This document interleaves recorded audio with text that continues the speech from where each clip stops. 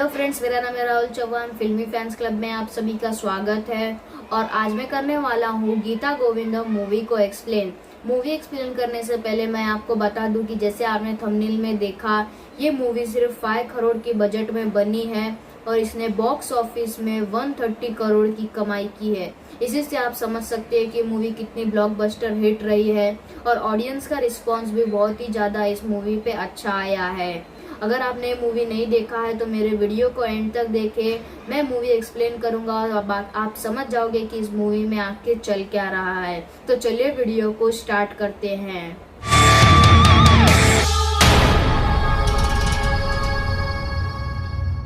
Film की शुरुआत होती है और हमें एक लड़के को दिखाया जाता है जो कि सड़क के बीच में एकदम सैड में बैठा रहता है। फिर एक लड़की की गाड़ी आती है जो कि पंचर हो चुकी रहती है। तो लड़की उस लड़के से पूछती है कि क्या कहीं आसपास गाड़ी रिपेयरिंग वाला है। तो वो कहता है कि आपके पास अल्कोहल है क्या, और आप क्या मेरी कहानी सुनेगी। तो वो कहती है कि नहीं, मेरे पास अल्कोहल नहीं लेकिन वाइन है, वो चलेगी क्या। तो बोलता है हाँ दे दीजिए। तो बोलता है आधी चलेगी। तो बोलता है नहीं, पूरी चाहिए। तो बोलती है क्या हुआ, कोई लव स्टोरी है क्या। तो बोलता है हाँ। और स्टोरी जो है वो फ्लैशबैक में जाती है और हमें पता चलता है कि इसका नाम है विजय गोविंद, लेकिन हम इसे विजय बुलाएंगे। ये विजय जो है वो अपने दोस्तों के साथ एक बंगले में रहता है और हम देखते हैं कि उसकी शादी हो रही रहती है, लेकिन वो जो है वो दुल्हन का चेहरा देख नहीं पाता है। और जैसे ही देखने वाला रहता है तभी उसका दोस्त उसे उठा देता है और तभी हमें पता चलता है कि वो सपना देख रहा था। और उसके बाद वो जो है वो कॉलेज जाता है, क्योंकि फ्रेंड्स वो जो है वो लेक्चरर रहता है और वहाँ पर एक लड़की है जो कि विजय से प्यार करती है, लेकिन विजय उससे प्यार नहीं करता। फिर वो जो है वो एक टेम्पल में जाता है और टेम्पल में डेकोरेशन देख के वो पंडित जी को बोलता है कि वाह, डेकोरेशन तो बहुत ही ज़्यादा अच्छा है।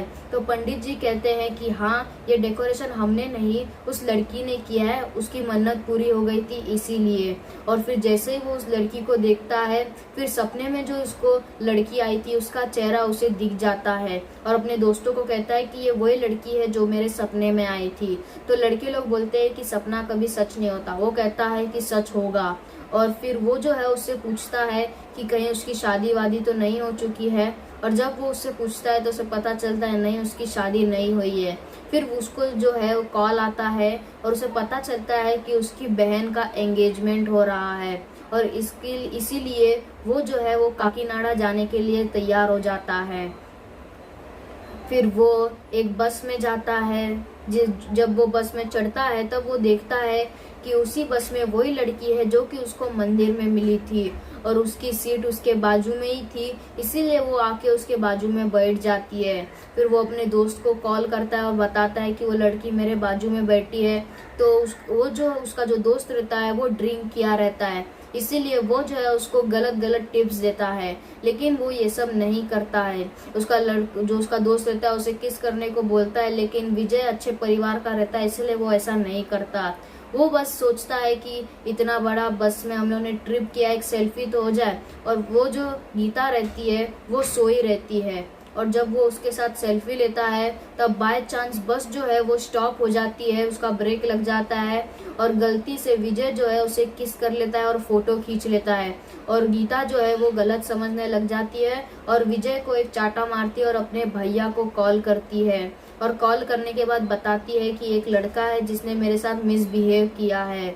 फिर जो गीता है वो कहती है कि आपको यहाँ पे आने की ज़रूरत नहीं, मैं उसे काकीनाडा स्टेशन पर बुलाऊंगी इसको लेकर और मुझे उसका सिर कटा हुआ चाहिए। तो फिर जो विजय है वो डर के मारे बस का जो कांच रहता है उसे तोड़ता है और खेत में गिरते पड़ते अपने गांव पहुंचता है। और तभी उसे अपने पप्पा मिलते हैं और पप्पा जो है उसको घर पे लेके जाते हैं। फिर जब उसको घर पे लेके जाते हैं उसके बाद सारा डेकोरेशन होने के बाद उसके जो पप्पा है उसको जीजा जी से मिलाने जाते हैं, उसके जो जीजा जी है। और जैसे ही वो जीजा जी से मिलने वाला रहता है तभी हमें पता चलता है कि जीजा जी और कोई नहीं बल्कि वो गीता के भाई है जिनका नाम रहता है फनिंदर। पहले तो विजय को पता नहीं चलता है कि ये गीता के भाई हैं, लेकिन जैसे ही गीता आती है तभी वो समझ जाता है और उसका जो हाथ है वो कांपने लग जाता है। तो जो गीता का भाई है फनिंदर वो कहता है कि तुम्हारे हाथ क्यों कांप रहे हैं। तो उसके पापा बोलते हैं पूरी रात बस के एसी में सफ़र करके आया है शायद से इसीलिए। तो वो जो है थोड़ा उस पर शक करने लगते हैं। फिर जो उसके पापा है वो कहते हैं कि हमेशा तो ये डायरेक्ट गांव से इस बस के साइड से ही आता है, लेकिन इस बार ये खेतों में गिरते पड़ते हुए आया था।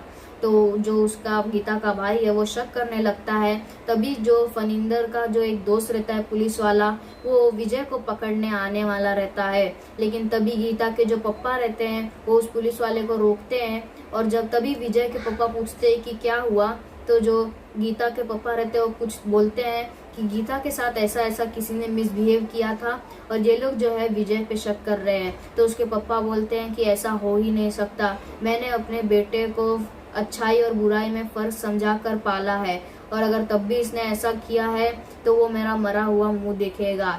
ये सब सुनने के बाद गीता जो है वो उसका नाम नहीं लेती है, कहती है कि ये नहीं कोई और है। जिससे बाद में वो विजय जो है वो गीता को थैंक यू मैडम कहता है। और उसके बाद जो है ये लोग शॉपिंग के लिए और कार्ड्स बांटने के लिए इन लोगों को हैदराबाद बेचते हैं। और जब वो लोग उनको हैदराबाद बेचते हैं तभी जो विजय है वो गीता के साथ जाता है, क्योंकि उसके पापा बोलते हैं कि गीता शॉपिंग में अच्छी है, वो तुम दोनों शॉपिंग करके आ जाओ। फिर ये लोग सबके घर में कार्ड बांट रहे रहते हैं। तभी जब रात हो जाती है तो गीता जो है वो कार में बैठी रहती है और विजय जो है वो उसके खाना लेने के लिए जाता है। तभी उसके विजय के फोन में मैसेज आता है, क्योंकि विजय जो है वो मोबाइल कार में ही छोड़ दिया था। तो गीता जो है उसके फोन को चेक करती है। तभी उसे एक लड़की मिलती है जो कि अपना कपड़ा उतार के वीडियो बना रही रहती है और उस जो विजय रहता है उसको व्हाट्सएप मैसेज करती है। तभी वो जो है वो उस विजय पे और शक करने लगती है और उसे पता चल जाता है कि ये तो बहुत ही ज़्यादा कैरेक्टरलेस इंसान है। और जब विजय आता है तब वो उसको इस सब के बारे में बताती है और बोलती है कि तुम्हारा फ़ोन देख के मुझे सब कुछ समझ में आ गया। और जब विजय फ़ोन चेक करता है तब उसे ये वीडियो मिलता है और वो भी डर जाता है। फिर उसके बाद जो लड़की उसके फैमिली के बारे में बुरा भला बोलने लगती है कि तुम ही ऐसा है कि तेरी फैमिली पूरी की पूरी ऐसी है। तो विजय जो है गुस्से में उसको कार से उतार के बोलता है कि तू खुद ही पैदल जा या फिर रिक्शा पकड़ के जा, मेरी कार में मत बैठ। जिसकी वजह से गीता जो है डायरेक्ट चले जाती है।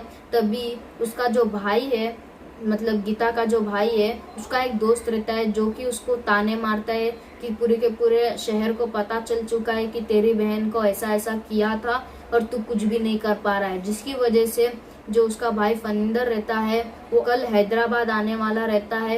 ये सुन के विजय जो है वो घबरा जाता है। बाद में फनिंदर जो है वो हैदराबाद आता है और जिस बस में गीता आई थी उसी बस का जो जितने लिस्ट रहती है कौन कौन लोग उसे बुक किए थे उसको जाता है और चेक करता है। तो वो जो है वो विजय को और गीता को पुलिस स्टेशन में बुलाता है।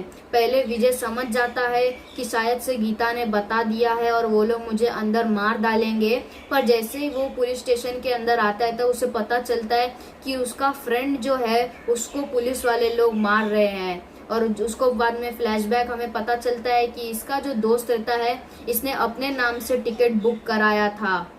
और फिर विजय जो है अपने दोस्त को मारने लग जाता है और बोलता है कि बता कौन था वो। लेकिन बाद में उसको कान में बुला के बोलता है कि मेरी बहन की शादी है, प्लीज़ बताना मत मेरा नाम, नहीं तो मेरी बहन की शादी टूट जाएगी। और बाद में जो उसका जो फनिंदर रहता है उसे भी नहीं पता चलता कि वो पैसेंजर असल में था कौन। फिर गीता जो है ऐसे ही अपना कार्ड बांट रही रहती है सारे अपने परिवार वालों को। तभी जब वो एक आंटी को कार्ड बांटती है तभी हमें वो लड़की दिख जाती है उनके घर में जो कि उसने वो वीडियो बना के भेजा था। तो गीता पूछती है कि ये कौन है, तो वो आंटी कहती है कि ये मेरी बेटी है। तभी गीता सब कुछ बता देती है और कहती है कि एक लड़का है जो कि शायद से इसको फंसा रहा है। लेकिन वो कहती है कि नहीं, ऐसा नहीं है, वो उसका लेक्चरर ही है। और फिर वो जो है उसको बताती है कि विजय यहाँ पे आया था। और तभी स्टोरी जो है वो फ्लैशबैक में जाती है और हम लोग देखते हैं कि विजय जो है वो वहाँ पर इनके घर में आता है और नीलू रहता है, उस लड़की का नाम नीलू बोल के उसको बाहर बुलाता है, चाटा मारता है और उसको समझाता है कि तुमने मुझे भेजा था, अगर ये वीडियो लीक हो गया तो तुम्हारे परिवार का क्या हाल हो जाएगा। जिसके बाद वो जो है वो जो कहती है कि मैं तुमसे प्यार करती हूँ इसीलिए। तो वो जो कहता है कि पर मैं दूसरे से प्यार करता हूँ। बाद में जो वो लड़की कहती है कि किससे प्यार करते हो, तो कहता है कि मैं प्यार करता था, लेकिन एक गलती की वजह से मैं प्यार करना तो दूर, मैं उसके बारे में कुछ बोल भी नहीं सकता।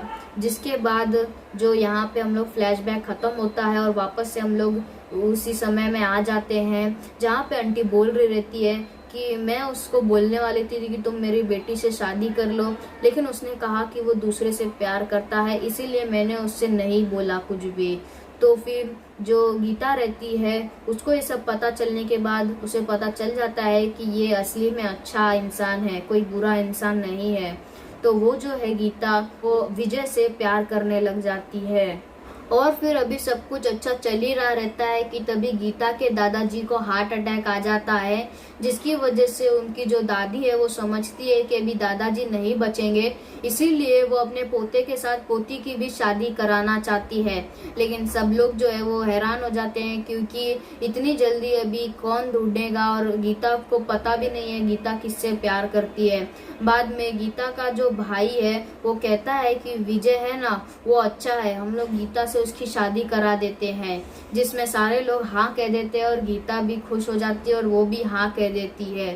और जब वो बाद में विजय को ये सब बताती है तो विजय जो कहता है कि नहीं, मैं आपसे प्यार नहीं करता और शादी नहीं करना चाहता, और जो वो है गीता को ठुकरा देता है, जिसकी वजह से गीता जो है वो बहुत ही ज्यादा दुखी हो जाती है और विजय से गुस्सा हो जाती है। विजय ने गीता को रिजेक्ट किया था, जिसकी वजह से गीता की जो दादी रहती है वो विजय पे बहुत गुस्सा करती है और बाद में वो जो है किशोर करके उसको बुलाती है, जो कि विदेश से आता है और वो बहुत ही ज्यादा संस्कारी रहता है और वो जो है वो दहेज वहेज के बारे में ज्यादा बातचीत नहीं करता और उसे ये सब नहीं पसंद है। फिर एक दिन विजय जो है वो गीता की दादी से माफी मांगने को जाता है, तो गीता की दादी कहती है कि हमें क्या पड़ी थी तुमसे तुम्हें बोलने की, जो तुम्हारा जीजा जी है ना फनिंदर, उसने कहा था कि मेरा साला ऐसा है वैसा है, हम इसीलिए हमने कहा था कि विजय इससे शादी करेगा गीता से। तो जो विजय रहता है वो बाद में भाग के अपने फनिंदर के पास जाता है और कहता है कि मैं ही वो लड़का हूँ जिसने गीता के साथ मिसबिहेव किया था बस में। तो जो फनिंदर रहता है वो कहता है कि हाँ, मुझे गीता ने पहले से ही बता दिया था क्योंकि वो तुमसे प्यार करती है। तभी जो विजय है वो गीता से बात करने के लिए जाता है और उससे माफी मांगता है, और जैसे वो माफी मांग रहा रहता है तभी गीता के साथ जिसकी शादी होने वाली रहती है किशोर, वो उसके दोस्त से, विजय के दोस्त से पूछता है कि ये क्या हो रहा है। तो उसका जो दोस्त है वो पकाने लग जाता है उसको और झूठ झूठ बोलता है कि ये सब दहेज की वजह से है, वो लोग दहेज बहुत ज्यादा मांग रहे हैं, जिसकी वजह से जो विजय है वो उनसे माफी मांग रहा है और बोल रहा है कि प्लीज दहेज मत लीजिए, प्लीज दहेज मत लीजिए, जिसकी वजह से जो किशोर रहता है वो अपनी दादी पे बहुत ही ज्यादा गुस्सा रहता है। फिर जो गीता रहती है वो विजय को बोलती है कि नहीं, अब मेरी शादी इससे हो रही है और मैं तुमसे अभी प्यार नहीं करती, जिसकी वजह से बाद में विजय जो है वो भाग कर रोड पर आता है और वहीं से स्टोरी चल रही थी जो हमने स्टार्टिंग में देखा था, वही वहां से वापस से स्टोरी आ जाती है। और फिर वो जो लड़की रहती है वो बोलती है अरे तुम्हारी तो बहुत ही ज्यादा सैड स्टोरी है। तो कहता है कि प्लीज बताइए, अभी 1 घंटे बाद उसकी शादी हो जाएगी गीता की, प्लीज बताइए मैं क्या करूँ। तो वो जो लड़की रहती है वो विजय को एक टिप देती है, वो हम लोगों को बाद में पता चलता है कि वो टिप क्या रहती है।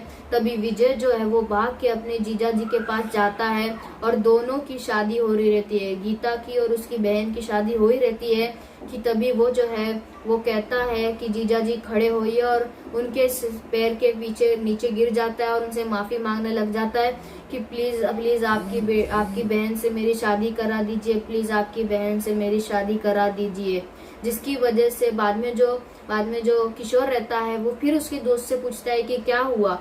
तो फिर वो उसका दोस्त कहता है कि वो फिर से माफी मांग रहा है कि प्लीज शादी कर लीजिए, जिसकी वजह से किशोर जो है वो मंडप से उठ के चले जाता है बाहर। और फिर हमें पता चलता है यही टिप उस लड़की ने दी थी कि तुम जाओ जीजा जी के पास और उनके पैर पड़ो और गीता का हाथ मांगो। तभी वो जो है कि किशोर वो पुलिस वाले को लाता है कि ये लोग दहेज की वजह से ऐसा ऐसा कर रहे हैं इन लोगों के साथ। तो जैसे ही वो पुलिस को लाता है तभी पता चलता है कि विजय और गीता की शादी हो चुकी है।